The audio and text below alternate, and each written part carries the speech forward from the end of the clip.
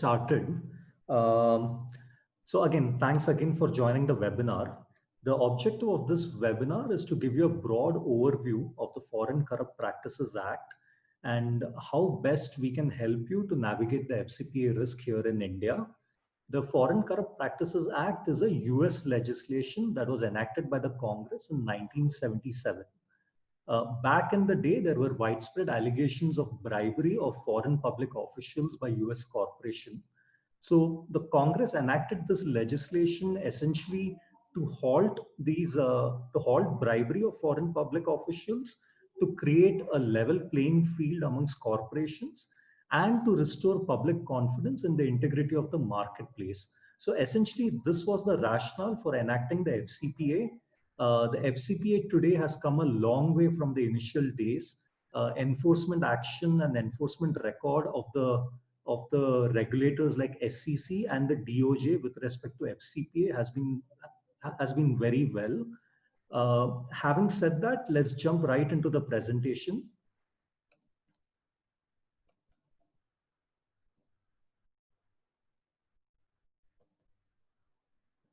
Okay, so the first slide is on the risk factors of doing business in India. I think this is self-explanatory for anybody who resides in India. I mean, there are a myriad of regulatory and business environment issues when it comes to dealing with Indian bureaucracy. Obtaining licenses, approvals, or registrations is a Herculean task. Typically, there are several layers of approval that are required before you can obtain a license or a permit. So it's a fairly challenging business environment when it comes to doing business in India. Interestingly, the Corruption Perception Index has ranked India at the 82nd place in the year 2020. And interestingly enough, the Doing Business Survey of the World Bank has ranked India in the 63rd place. India has in fact jumped 14 places. It was earlier at the 77th place in the year 2018. So we have made some progress in that regard, but it's still not enough. The business environment is certainly, it continues to remain challenging. Okay, so some of the root causes for the endemic corruption that we see in this country is because of the fact that civil servants are grossly underpaid. Accepting bribes or small facilitation payments is seen as something fairly standard in the Indian context. That's a mindset which is endemic in India. And of course, we have the premier anti-corruption legislation in India, which is the Prevention of Corruption Act 1988. However, the act and the reputation of enforcement here in India has been lackluster. That's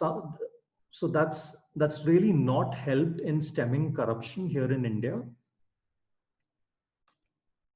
I'll just jump straight into the FCPA and explain the FCPA related provisions. So the Foreign Corrupt Practices Act can be basically divided into two portions. One is the anti-bribery provisions, and second is the accounting books and records provision. Now, during the course of this presentation, I will discuss each of these provisions in detail. Let's first start with the anti-bribery provision of the FCPA. What does it really say? So in the anti-bribery provisions, it prohibits corrupt payments to foreign officials with the intent to secure an improper business advantage. That's one. The second thing is it also prohibits businesses from making an improper payment to either obtain or retain business. So that's essentially what the anti-bribery provision covers. The accounting books and records provision, on the other hand, requires every business to ensure that its financial statements and accounts truly and accurately reflect the financial health of the company. So let's look at these provisions in detail now. Okay, so we come to elements of an FCPA violation. So in a nutshell, an FCPA violation occurs when a covered person with a corrupt intent directly or indirectly offers, promises, or gives anything of value to a foreign public official to either obtain or retain business. Now that's the definition of an FCPA violation. And you will notice if you look into your screen that the arrow gives the 5 ingredients of an FCPA violation. Now I'm going to explain each of these ingredients in greater detail as we move along in this presentation. Let me first start with who is a covered person. Now this is a very, very important point. In the context of FCPA, it is important to understand the applicability of the law. So the Foreign Corrupt Practices Act number 1 covers foreign American corporations, all their employees, officers, directors, and shareholders. It covers US citizens. It covers persons who are resident in the United States. Okay. Number 2, it covers um, it covers US corporations and foreign corporations who have their securities or depository receipts listed on a US securities exchange. So in this context, for instance, if we have an Indian company whose securities are listed on a US securities exchange, or it has its depository receipts, such as American depository receipts listed on an American stock exchange, what it essentially means is the Foreign Corrupt Practices Act will cover such Indian companies. The number 3, FCPA, of course, has domestic jurisdiction in the United States. What it means is if any foreign national during the course of a stay or travel in the United States uh, commits bribery as defined under the FCPA, he will fall under the he will fall under the applicability of the FCPA. Fourth, and the most interesting aspect of this is if you have an Indian company or any foreign company that has engaged an agent or a consultant to do business in the United States, and such agent or consultant commits a bribery, an act of bribery pursuant to the instructions of the Indian company, right?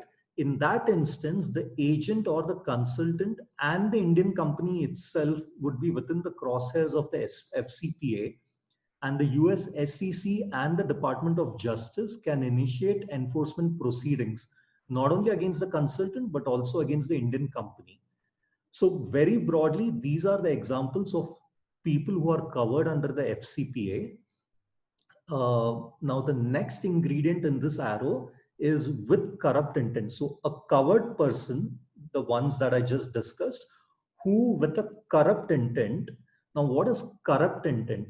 Corrupt intent is nothing else but it goes to the intention of the person who is making an unlawful payment. From the perspective of the FCPA, it is imperative that the payment is made with an intention to wrongfully influence the act or the decision of a public official in the performance of his official functions. So there has to be an element of corrupt intent while making the payment. Absent corrupt intent or absent intention to bribe a public official, there will not be any offense under the US FCPA. Now, the other interesting part is under the FCPA, the mere offer or promise to make a payment to a public or a foreign government official by itself constitutes a violation. So what I really mean to say is the bribery, the act of bribery need not succeed, but just a promise to set aside money or make a payment to a foreign government official is enough to trigger a violation under the FCPA.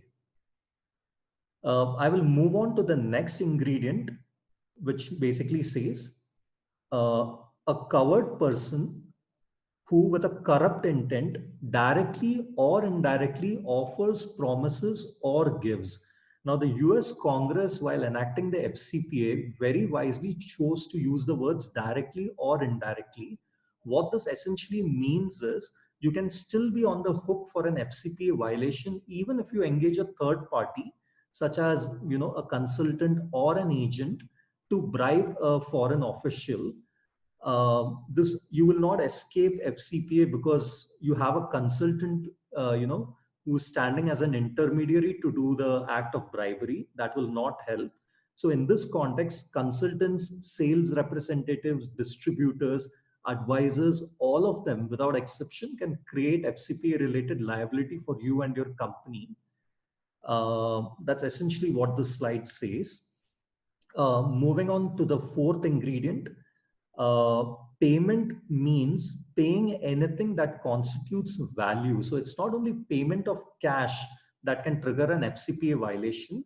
An FCPA violation can also be triggered if you give anything of value to a government official. Examples are many. They can also include commissions, travel expenses, meals which are lavish, charitable or political contributions that are made at the direction of a government official. It can also include giving soft loans to government officials. So, basis these examples, you will notice that FCPA also covers not just cash, but anything which has an intrinsic value to the receiver of the bribe.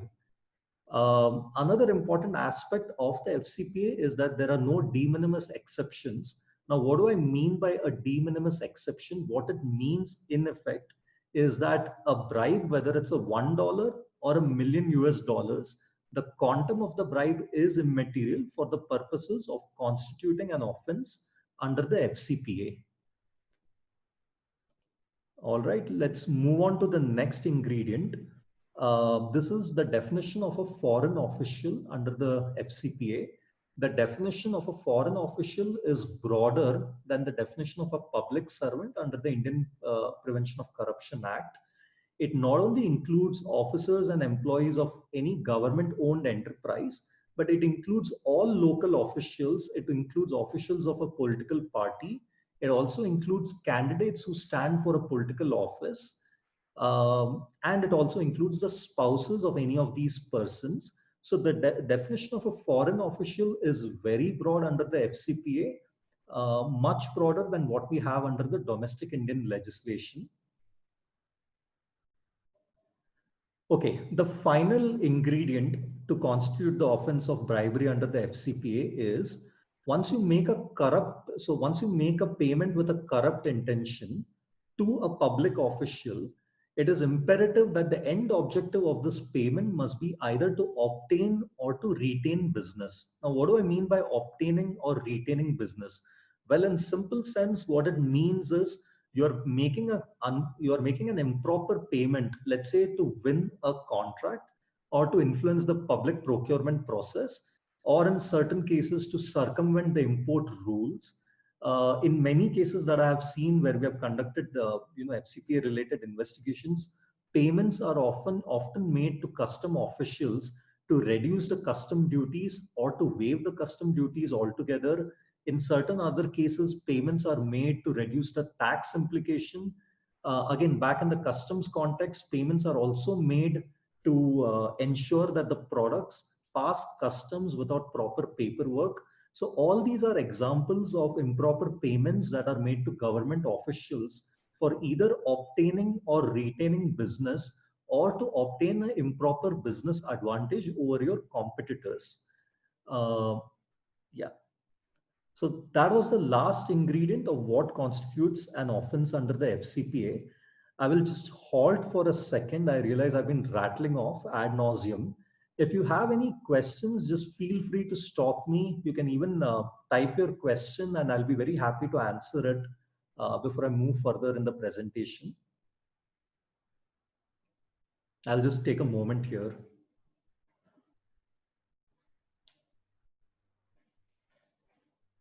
Okay, very well. I don't see any questions at this point in time.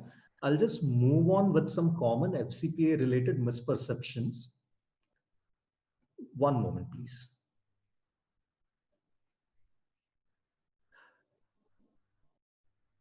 Okay, apologies. I noticed somebody has asked a question. Does the FCPA also cover a domestic venture capital fund or an AIF with foreign LPs? I think more often than not, yes, FCPA will cover a domestic venture capital fund or an AIF. Typically, what we have seen is the limited partnership agreement. The agreement that is signed with the LP would already have FCPA related representations and covenants written into them. So compliance with FCPA is certainly a requirement. And you will also notice that investments that are made by venture capital funds and AIFs that are subject to the FCPA requirements, they capture FCPA related representations in their investment documents while making investments in their portfolio companies. Hope that answers your question.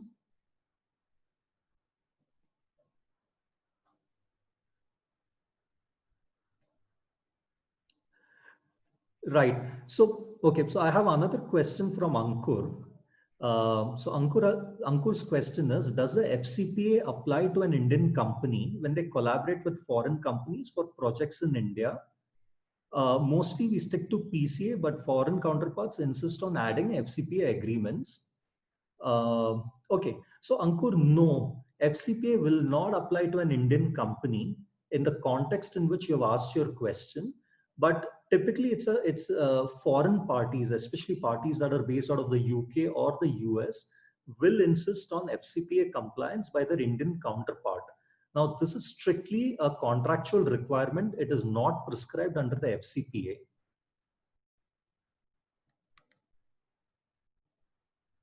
Any other questions at this point in time?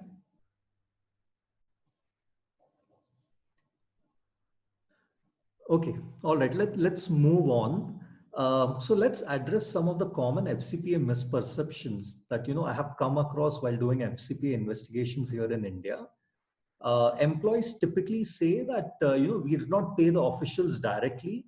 Our consultants or our agents made these payments without our knowledge or without our authority. That is unfortunately not a valid excuse under the Foreign Corrupt Practices Act. Any indirect payments that are made to influence a public official, even if it is routed through a consultant or an agent, is considered to be a payment made directly by the company. So you will be caught within the web of an FCPA violation if you route your payments through third-party intermediaries.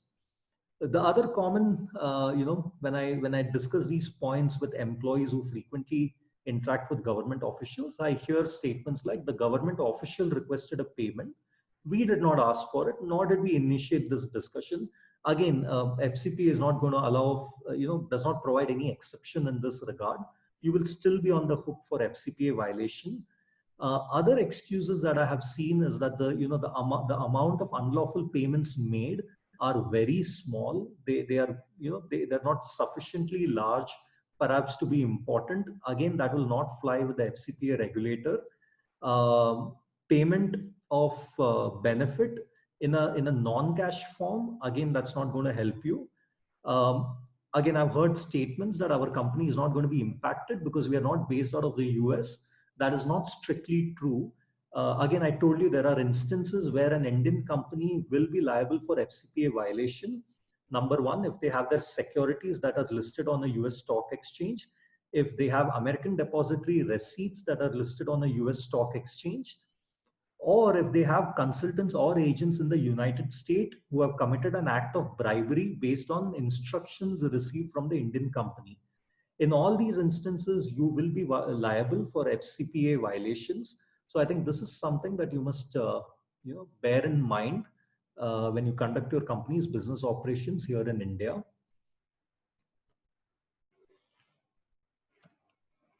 Okay, moving on. Okay, so very briefly, having understood what exactly constitutes an FCPA violation and to who FCPA applies, let's briefly compare the Prevention of Corruption Act with the Foreign Corrupt Practices Act. Number one difference, the FCPA allows facilitation payments to be made. What is a facilitation payment? It's called speed money or grease money here in India. It's nothing else but a minor payment that is made to a government official to expedite a routine governmental action. Now, what do I mean by this? So, for instance, if you make a small payment to a clerk so that he expedites the application for a license or an approval, that will be a speed money. That's not a bribe under the FCPA, for the simple reason the clerk does not have discretion to either accept or reject your application. All he's doing is he's pushing the paper, right? So in that instance, it will constitute a facilitation payment under the FCPA. The Prevention of Corruption Act in the Indian context, however, does not allow for any facilitation payments to be made to expedite a routine governmental action. So please watch out for this.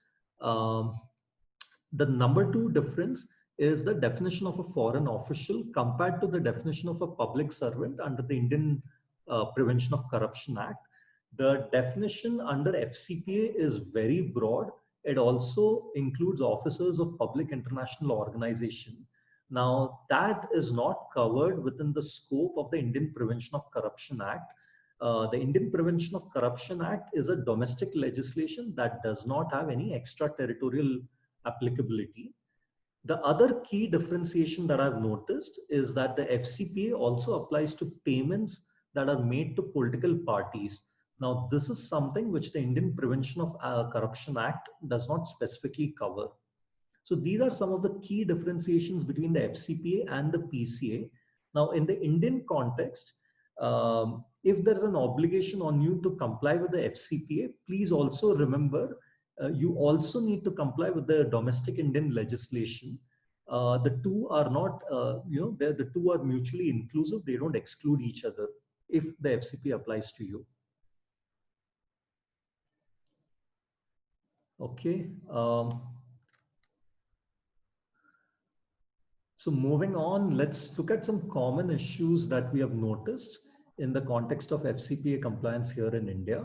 So for constituting an offense, some of the common questions that I've heard is it necessary that the payment or the gift is actually given or the benefit is actually received by a public servant? The answer is no. A mere offer of payment or a gift or a benefit to a public servant would constitute an FCPA violation. So for the act of bribery to succeed, it is not necessary that cash or any non-cash consideration has to exchange hands. It is enough if you just make a mere promise to make an unlawful payment. So that will be caught within the web of FCPA. So to follow on with that question, for any offense, is it necessary that the favor should have actually been granted? I think the answer is no. The favor need not be granted. It is okay if a mere promise is made to grant a favor to a public official. That itself will constitute a violation of FCPA. This is seen in the context where an internship is promised to a relative of a government official, or a plum job or a plum posting is promised to the relative of a government official. These are all favors where the making of this promise itself is a violation of the FCPA. So it's extremely important that you carefully filter all communication that goes out to government officials and ensure that no employee makes a promise that is going to get the company in trouble. All right, I will move on to the next slide. Let's look at some more common issues. So commonly, one of the questions that we get asked often is, can I give a gift, a courtesy gift to a government official who is visiting our office or our facility? The answer actually is yes. You can give a gift. You can give hospitality to someone who is visiting your factory or your facility, provided the hospitality is not lavish, the hospitality is not frequent. Now, when I use the word lavish, what I really mean here to say is the hospitality has to be reasonable. Lavish would perhaps mean taking a government official to a five-star hotel. That definitely, I think, in the Indian context would constitute the word lavish. That is something that you must definitely avoid. While there is no prescribed value up to which you can give a gift, there are two important things that you must know. Number one, the gift must not be made with a corrupt intent. I already explained what a corrupt intent is. If the intention of giving a gift is to influence a public official in the performance of his public duty, that will constitute a corrupt intent. Number two, civil servants in India, including ministers, are governed by certain code of conduct. Now, under these code of conduct, there are certain values which are ascribed to the gifts that can be received by civil servants and by ministers. Now, the value of these gifts can vary from 500 rupees and go all the way to 25,000 rupees. So it's extremely important that your company is aware of these conduct rules. And before you gift to a civil servant, you must look up these conduct rules to understand his position and his seniority in the cadre, and accordingly give a gift which is well within the monetary threshold that is prescribed in the code of conduct for these civil servants. Now, another important thing to note is that these thresholds are not prescribed under the FCPA. So technically, even 500 rupees that is given with an improper intention will constitute an FCPA violation. So it's extremely important that these are legitimate and bona fide gifts that are given to civil servants. The other part that you must know of is the Indian Prevention of Corruption Act admits of no such exceptions, right? This exception is prescribed only in the code of conduct for the civil servants. Now, in the absence of a specific exception in the Prevention of Corruption Act, for the time being, I'm inclined to assume that for Prevention of Corruption Act violations, the judge might disregard these exceptions that are given in the code of conduct for civil servants. I do believe they're of general guidance, and they definitely and arguably they might be considered by the judge as a mitigating factor. But this remains to be seen because we don't have any court judgments that directly addresses these points. So that's something to bear in mind. Okay, I will move on.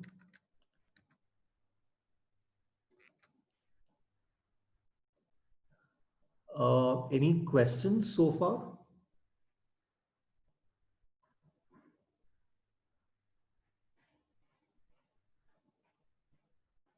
All right, I will move on to the next slide. To better understand the implication of FCPA enforcement actions in the Indian context, let's look at certain cases where the Department of Justice or the SEC has undertaken certain enforcement actions. The first example is that of Pride International Inc. Now, the French subsidiary of Pride made payments of about 0.5 million US dollars to third party companies. These were entirely based on fictitious invoices to enable these third party companies to bribe a judge here in India to obtain a favorable outcome in a customs litigation. Now, Pride came under the FCPA scanner, and they were penalized about 56 million US dollars by the DOJ. So now that's a fairly substantial fine for an FCPA violation. The other example I have is of Diageo. Diageo's Indian subsidiary interestingly used third-party distributors to dole out bribes to government officials. The end purpose of the bribe was to increase government sales for Diageo's products in government liquor stores. So bribes, I think, were in the region of about 0.8 million US dollars, and they boomeranged in the form of a 16.4 million US dollar penalty by the SEC. So you can see the penalties that are typically levied by the US regulators are very, very stiff. And they have a substantial impact on the company's revenues, on the company's business reputation. And if these companies are listed, and most of them are, it also hammers the stock prices of the companies, because the perception out in the market is that the corporate governance of these companies is on the weaker side. I have few more examples in this regard. So we also have the example of York. Again, York's India subsidiary retained an agent here in India to make payments in the form of cash to Indian Navy officials. Now, the end purpose of these bribes was to secure new business from the Indian Navy. And interestingly, this case is an interesting example where small bribes were doled out to government officials. They were not substantial amounts, but the regulators, the US regulators, took a very dim view of this particular situation, and they penalized them to the tune of 22 million US dollars. So again, a good example of small bribes that amounted to a substantial penalty by the US regulator. The other example I have is of Oracle Corporation. Now, Oracle is a prominent company. The Indian subsidiary, had set aside a slush fund of about 2 million US dollars. This was off the balance sheet. And with the help of various distributors of Oracle India, they tried bribing government officials for securing government contracts. That did not work out very well for them. The US regulator penalized them about 2 million US dollars. So they took a big hit because of their India operation that violated the FCPA norms. Okay, moving on. Uh, I have more India-related FCPA cases. We also have the example of Dow Chemicals. Now, Dow's India subsidiary, that is NOSIL, paid certain officials in the Central Insecticide Board for expediting their registration of products here in India. That bribe unfortunately came under the scanner, and Dow was fined to the tune of about 325,000 US dollars. We also have the example of Tyco International. Again, they used their sales agents here in India. They used intermediaries to make payments to Indian government officials for securing a business, essentially for the sale of their business products.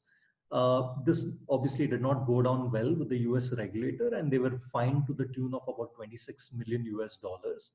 This again is a good example of a very stiff penalty that is levied by the US regulator for offenses that were committed here in India.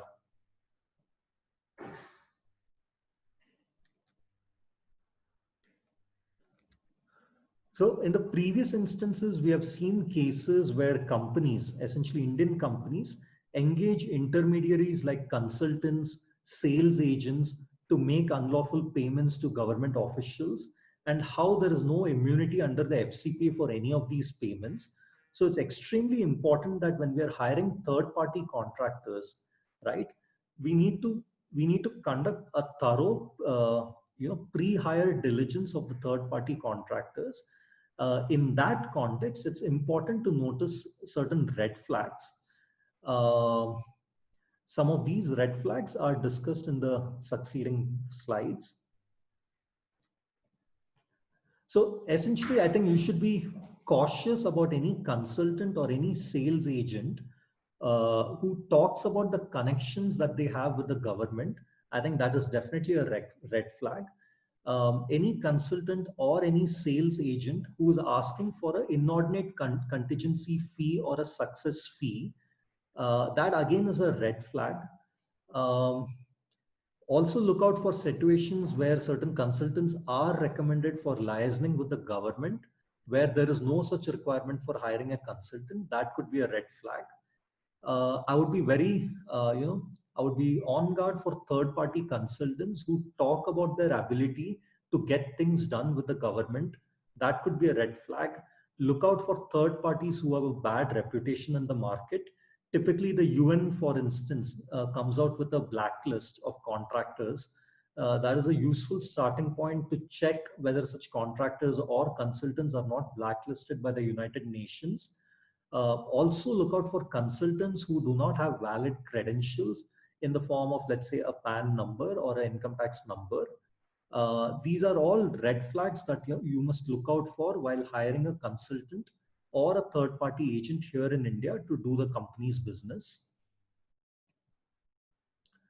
Moving on, there are more red flags.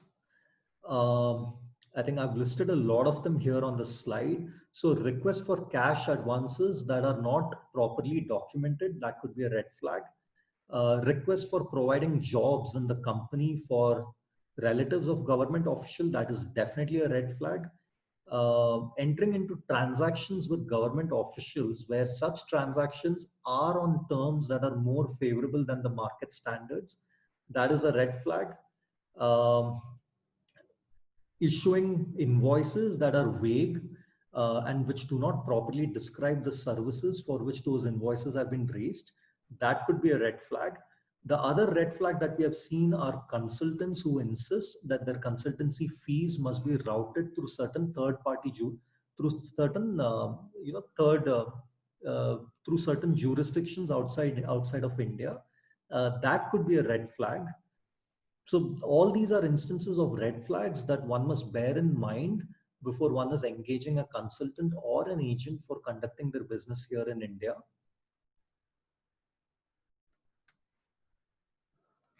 All right. So moving on, I think there are some important aspects before you actually hire a third party. One of that is what I had previously mentioned, that is to conduct a thorough due diligence of the third party consultant or agent to understand their background, to understand their market reputation. Be sure to put in a contract that is worded appropriately and that covers anti-corruption related representations and warranties, has FCPA related covenants, includes audit rights that gives you the right to audit the performance of the consultant and examine their books and records. And such contracts should also have clawback provisions that requires the consultant to pay back the money that they have received in the event there is a contractual violation or it has been proved that they have indulged in acts of bribery or corruption.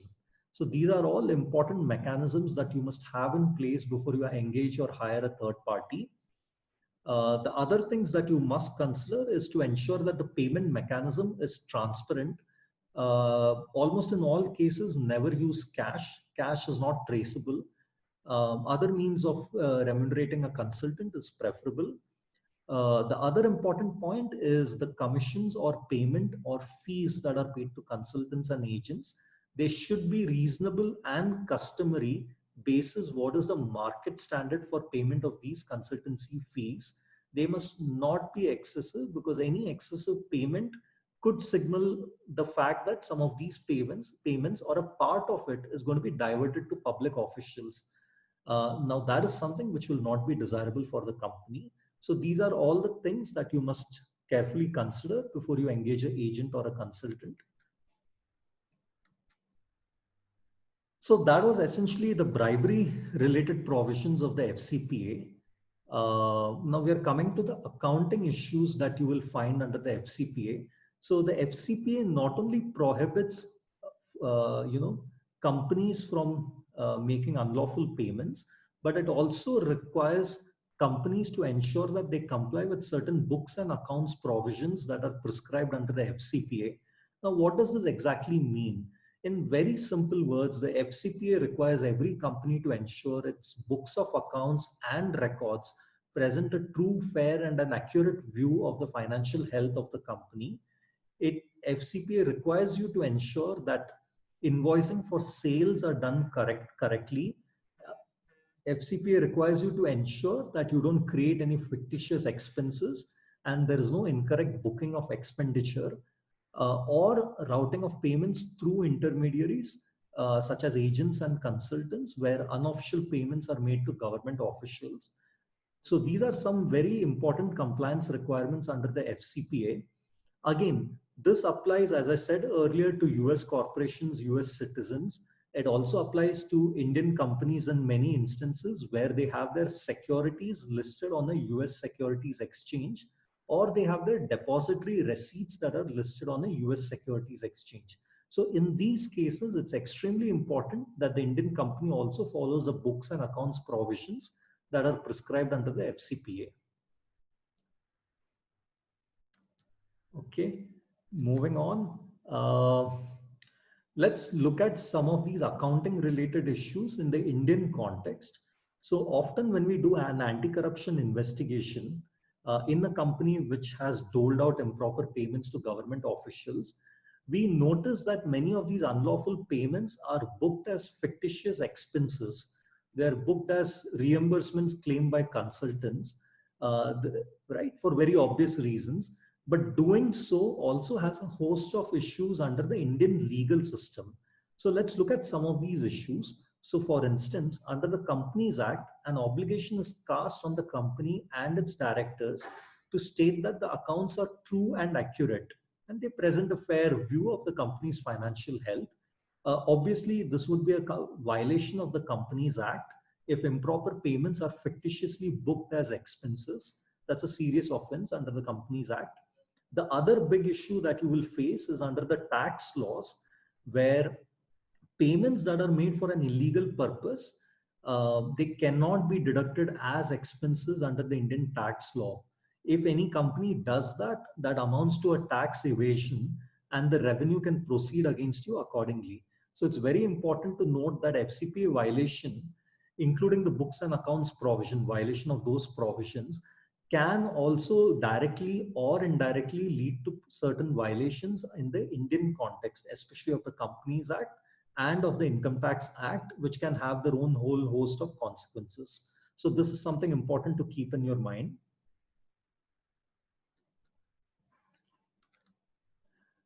Okay, so some of the good practices that you must keep in mind in the context of accounting issues is that all the company funds and assets must be properly accounted for. The financial statements of the company should give a true and fair view of the company's financial health. All the internal records of expenses must be properly booked and accounted for. Payments made to third parties and consultants must be properly described. The purpose of the payment must be very clear, and it's imperative that you get receipts for all the payments made. That is very vital if there is an audit of the company for an FCPA violation. Some of these things will be mitigating factors and they will hold the company in good stead when there is an investigation in the company.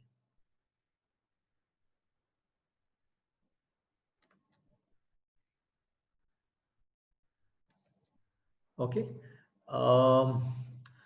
So I have a question here. Why don't you take a moment to look at the slide and see if you want to answer this question?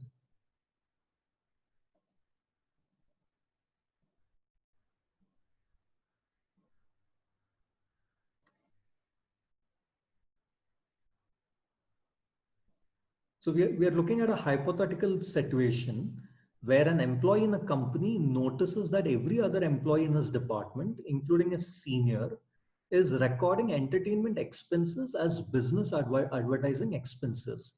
Now, in this context, how would you advise the employee? What must he or she do in this given context? So we have three options, right? Number one essentially says, option A says, it doesn't matter how the expenses are described as long as they're legitimate business expenses. Option B essentially says the employee should ensure his conduct is consistent with what others are doing in the department and accordingly book the expense. Option C, and presumably you think option C is the right way to go about this, says that expenses must be accurately reflected in order for the company's financial statements to be correct. So I think this is the correct option. This is the correct decision that the employee must take. He must ensure that entertainment expenses, let's say expenses for entertaining a public official for genuine marketing of products and services of the company, is clearly recorded as such. It need not be recorded under a fictitious head or under any other head. So it's important that accounts properly reflect the expenses made by the company, and this will hold the company in good stead whenever there's a FCPA related investigation in the company. Yeah, essentially that's what the slide says. Okay, moving on to the next slide. All right, so you broadly heard what are the anti-bribery provisions under the FCPA. You heard about the books and accounts provision, which is the second aspect of FCPA compliance. But here in India, how can you ensure that you take more measures to comply with FCPA? Some of those measures are outlined in these slides. So you will notice the first measure is to lay out a comprehensive compliance policy in your organization. Now, the compliance policy must ensure that all dealings with public servants, including the manner of dealing with such public servants, whether it's giving gifts or hospitality, is carefully recorded in the compliance policy. It must clearly contain a list of do's and don'ts that are easy to understand for your employees. The second step that you must do, along with the first one, is to set up effective internal monitoring mechanisms in order to check there are no illegal actions that are taken by the employees, and the employees do not have any perverse incentive to engage in such illegal acts.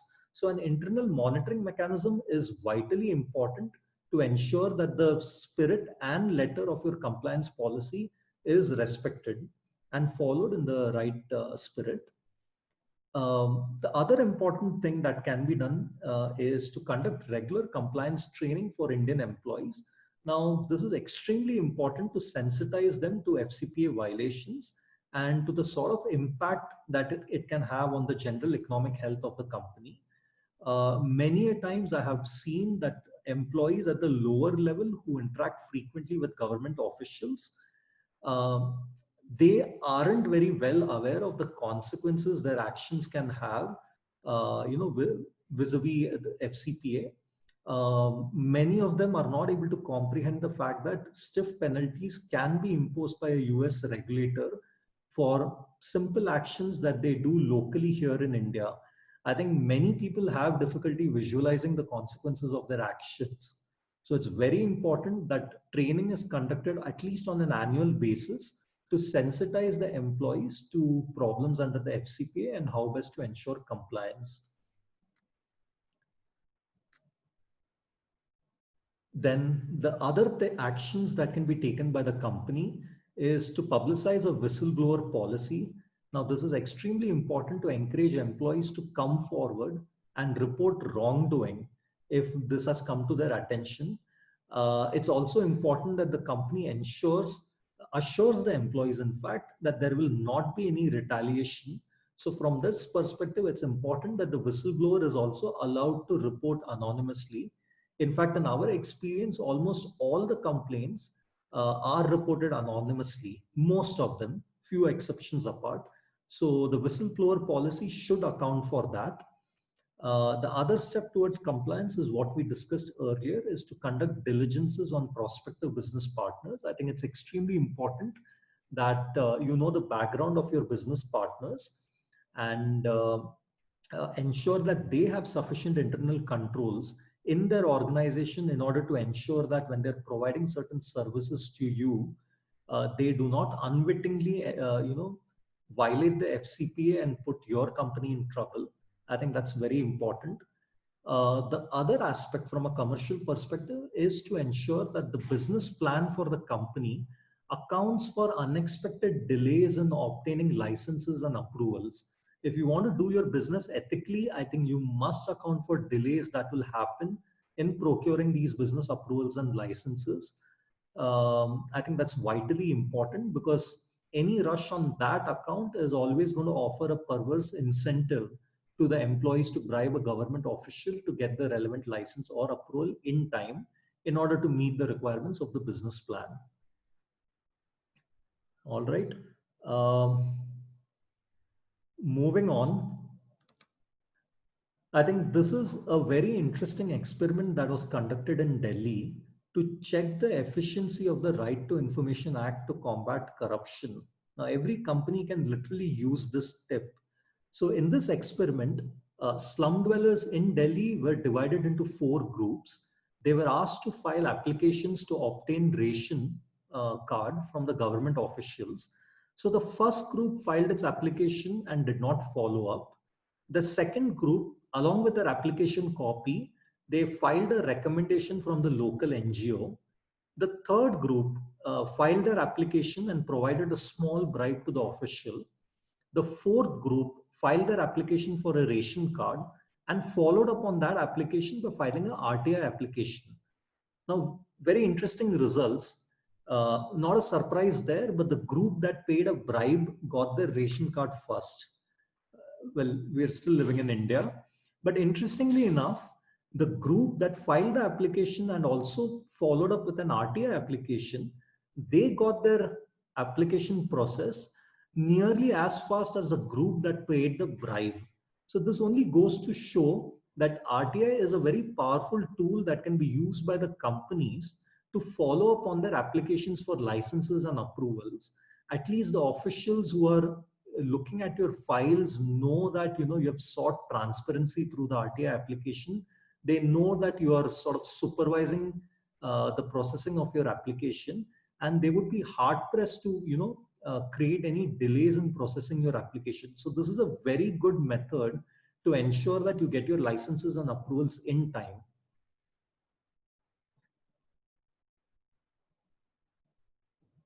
Do we have any questions at this moment?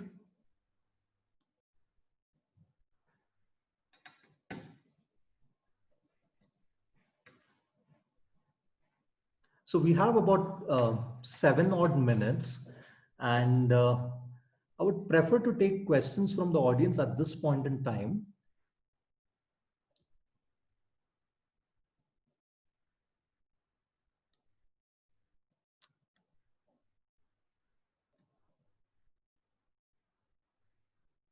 Okay, so I have a question. I think I did not notice this earlier. Althea Pereira has asked, does FCPA extend to bribes that a US-based citizen would make to Indian officials? Yes, FCPA would apply to a US national who's made bribes to an Indian official. FCPA specifically has jurisdictions on US national. So I hope that answers your question. Any more questions?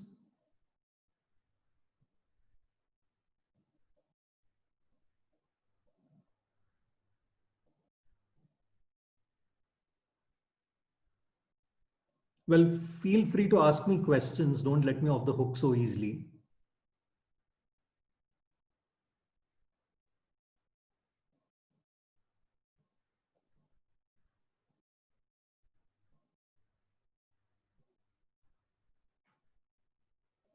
Go ahead and shoot any questions you may have. Any doubt at all that you noticed during the course of your working for a multinational corporation here in India, or any compliance related questions that you encountered?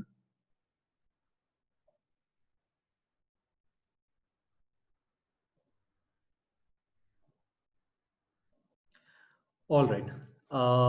Since we have some few minutes left, I think I will take you through a hypothetical situation that I created. Um, let's look at this hypothetical situation. I'll allow you a moment to read the slide.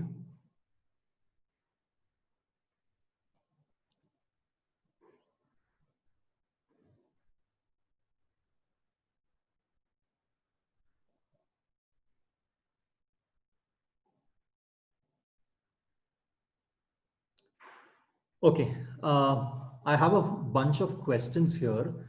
The first question is from Reena. So Reena wants to know, in case of registering lease deeds for the local office with sub-registrar of assurances, does FCPA apply?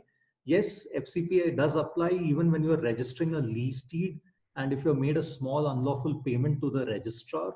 So the sub-registrar of assurances is also a public official under the FCPA.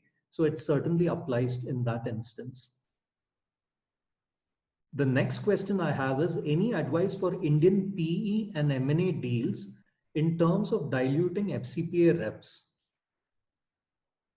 So, okay, so what I'm not clear is this question in the context of an investor making an investment, or is this in the context of a portfolio company receiving the investment?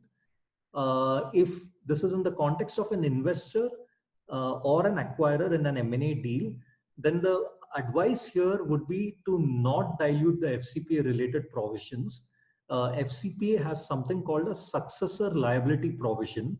So in an M&A scenario, once you acquire, let's say, an Indian company, FCPA is not going to hold you liable for past transgressions of the Indian subsidiary, but on and from the date of the acquisition, FCPA will hold you liable for the operations of the Indian subsidiary. If the acquirer has noticed any past FCPA violation committed by the Indian subsidiary, then he is obliged to report the violation to the FCPA regulator, right?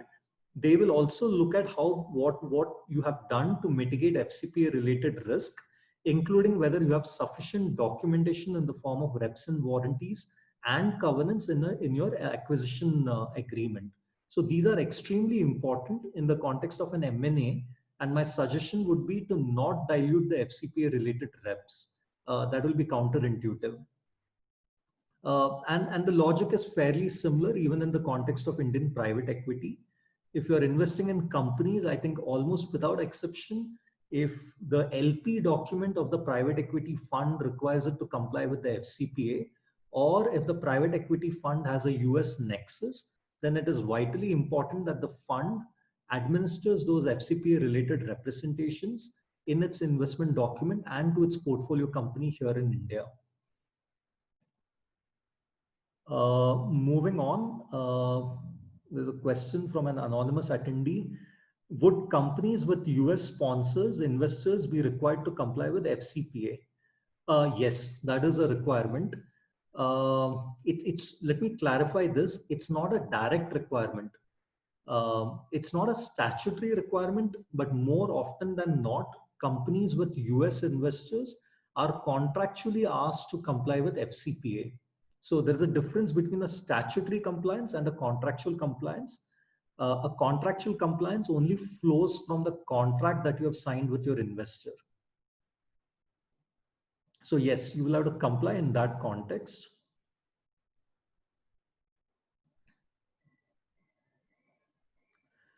Are there, okay, more questions? This is from Sanket. Are there any reporting requirements for Indian companies controlled from the United States under the FCPA? Sanket, to the best of me, the reporting obligations are on the US company. I don't believe there are any reporting obligations for the India company. What is, however, required is for the India company to ensure it complies with the US FCPA. And in that regard, it's important that you take advice from your counsel in the holding company based out of the United States.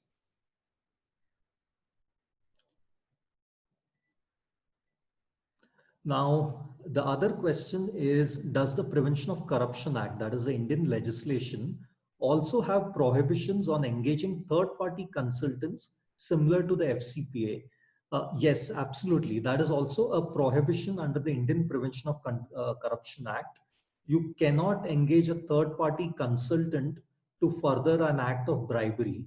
The third-party consultant and you will be both responsible under the Indian Prevention of Corruption Act. Hope that answers your question. The next question is from Rita. Rita has asked, what should company do if they get to know of an unsolicited payment by one of its contractors or employees? I think, Rita, this is a great question. The moment an unlawful payment comes to your attention, I would suggest you take the help of your in-house counsel. It's extremely important that you rope in an independent law firm to conduct an investigation to understand the circumstances in which the unlawful payment was made. The suggestion I made with respect to hiring an external law firm is only because the attorney-client privilege does not exist between an in-house counsel and the company, but it will exist between the company and the external law firm. So you have to thoroughly investigate the incident of bribery. You have to create a detailed report.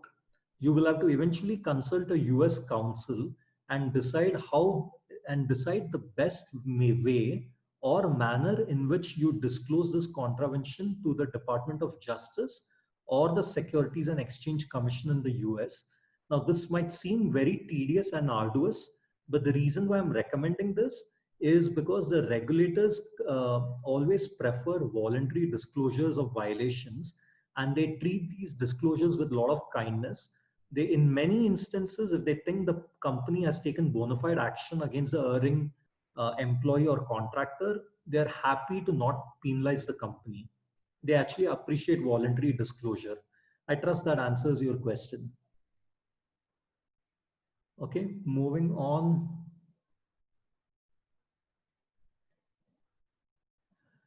Okay, Althea Pereira has asked another question. Indian promoters are usually uncomfortable providing these reps as it is a US based law that they are unfamiliar with.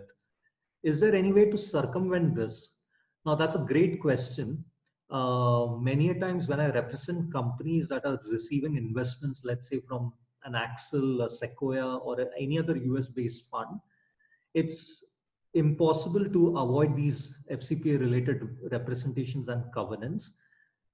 Investors will not fund if you do not agree to these covenants because they face serious consequences in their home jurisdiction.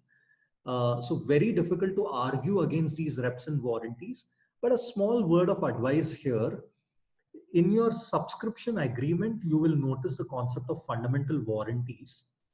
Try your best to ensure that compliance with FCPA and with anti-corruption law is not called out as a fundamental warranty in your subscription agreement, because breach of a fundamental warranty will almost certainly mean the company's liabilities will be left uncapped.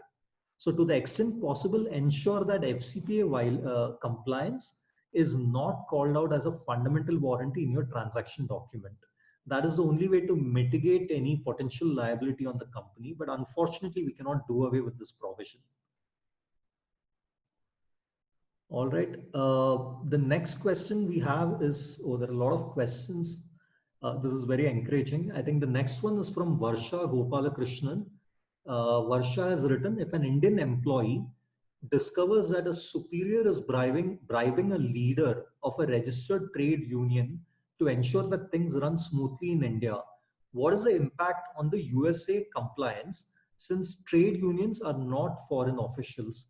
Okay, so this is a great point. So Varsha, you're right. Officials of the trade union are still employees of the company. They are not government officials, as defined under the US FCPA. To me, this sounds more of a violation of your internal code of conduct. If it is a violation of your internal code of conduct, what you may do is to file an anonymous complaint with your compliance department or with the US counsel in the holding company to report this activity. But I am inclined to believe that this is not an FCPA violation, but this is more of an internal violation of your code of conduct. Let me know if that answers your question.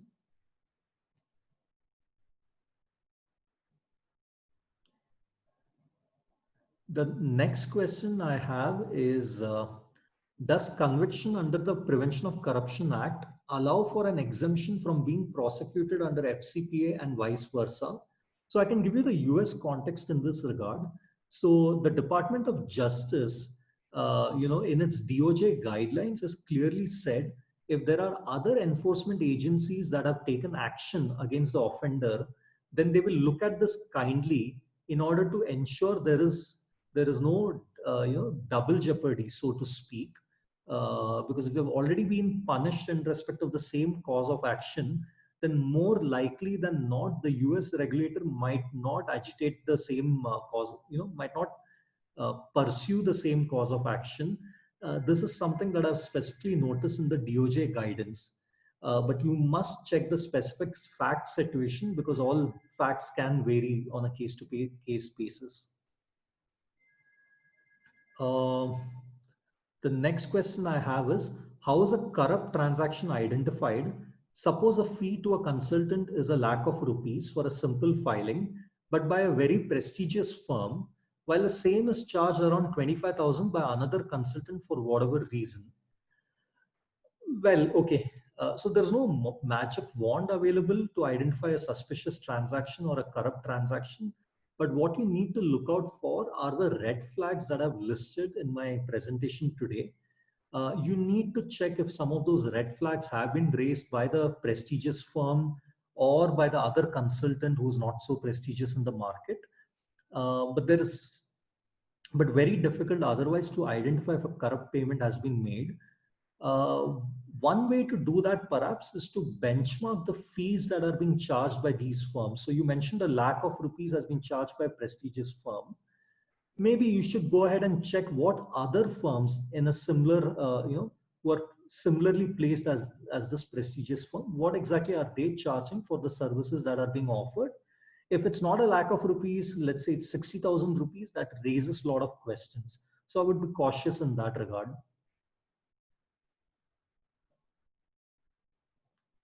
Okay. Another question here. Is a works contractor required to comply with FCPA if the owner's project is funded by an entity based out of the US? Okay, so the short answer to this question is no. I don't believe the works contractor is required to comply with the FCPA. That is not a requirement under the FCPA itself. This answer may vary if there's a contractual requirement imposed by the US investor that requires the India company to comply with FCPA.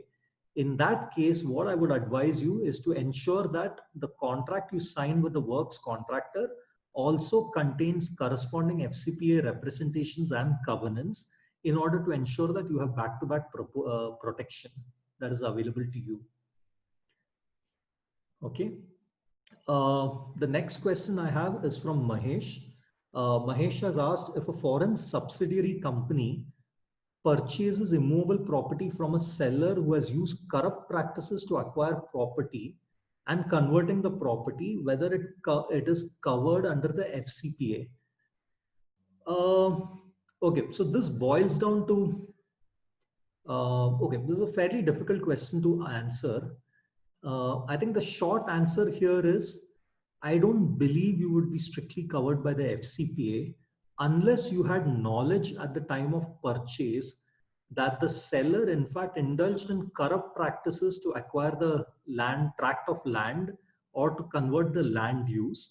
If you had knowledge of that corrupt activity and yet you chose to go ahead and purchase the plot of land, yes, you might be on the hook for an FCPA violation. You will also be on the hook for an FCPA violation if you haven't done a thorough due diligence to check on some of these aspects, because the US regulator expects that every company to which FCPA applies, does a background check, does a reasonable due diligence to rule out any FCPA related violations with their business partners. So the answer to this question would really depend on the amount of diligence and effort you have put into investigating this matter. This may have to be proved to the US regulator if this question is ever raised by an enforcement authority. I hope that answers your question. Do you guys have any follow-on questions? I'm happy to answer them if you think I've not sufficiently answered any question.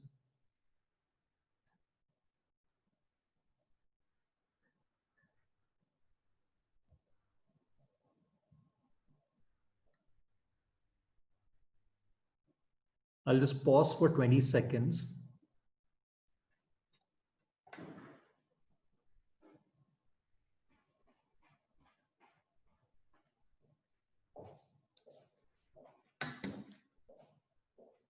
Any more questions?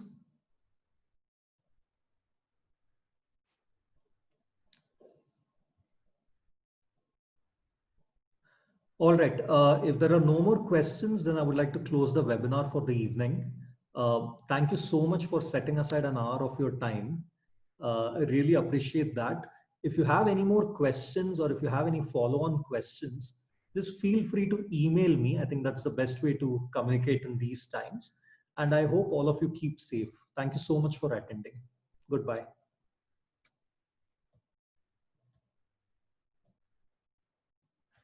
Yes.